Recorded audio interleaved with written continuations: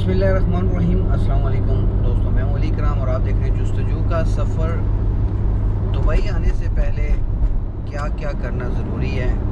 काफ़ी सारे मैसेज आए हैं, मैंने सोचा एक वीडियो बना दूँ। अच्छा, दुबई आने से पहले कुछ डॉक्यूमेंटेशन होती है जो आपने पूरी करनी होती है, और एक जो सबसे अहम चीज़ है वो है अल हुसैन ऐप। उसको भी आप लोगों ने डाउनलोड करना है।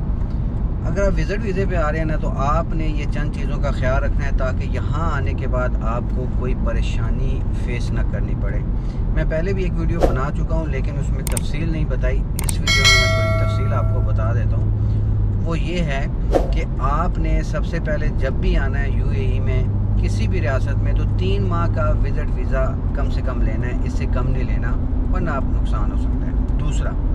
दूसरा आप लोगों ने ये करना है कि अपने जितने भी डॉक्यूमेंट्स हैं ना, ख़ासकर जो आपके स्कूल कॉलेज वाले डॉक्यूमेंट्स हैं, सर्टिफिकेट्स वगैरह हैं, उनको नोटरी पब्लिक से आपने फ्रंट से टेस्टेड करवाने हैं। अब आपने टेस्टेड इस तरह करवाने हैं कि उनको स्कैन करके उनकी कलर फ़ोटोकॉपी निकाल के उसको टेस्टेड करवाना है, ना कि ओरिजिनल को। और ये आपके तहसील ऑफिस से, किसी भी तहसील ऑफिस में जाके वहाँ से आसानी से हो जाते हैं, तो उनको लाजमी टेस्टेड करवाना है। उसके बाद आपने जो आपने कोरोना वैक्सीन लगवाई होती है उसको अपने मोबाइल में भी आपने कर लेना है, और उसका एक बाकायदा प्रिंट ले लेना है, क्योंकि वो प्रिंट आपको पाकिस्तान एयरपोर्ट पे भी और दुबई इंटरनेशनल एयरपोर्ट पे भी, यहाँ जिस भी रियासत में आप आते हैं वहाँ एयरपोर्ट के ऊपर लाजमी उसको भी चेक करते हैं। उसके बाद आपका कोरोना टेस्ट होगा पाकिस्तान में भी, एयरपोर्ट पे भी, और उसके बाद जिस भी रियासत में आते हैं, अबू धाबी, दुबई, किसी भी रियासत में, वहाँ पे भी आपका एक टेस्ट होगा।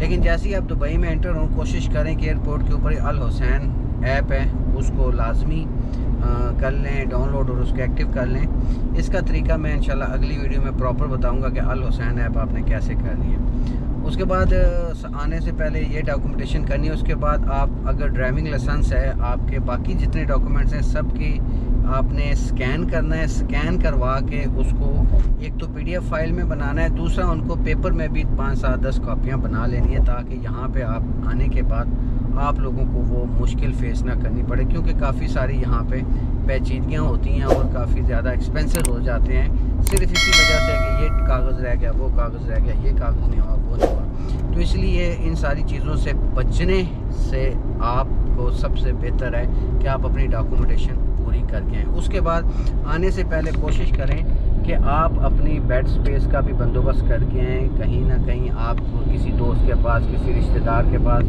या किसी रिलेटिव के पास कहीं भी आप ठहरते हैं तो ये तो बहुत अच्छा है। अगर आपको नहीं मिलती तो फिर बेड स्पेस मिल जाती है 500, 800, 1000, 1500, वो आपकी अपनी जेब इजाज़त देती है। ये दिरहमों की बात कर रहा हूँ, सैकड़ों की नहीं।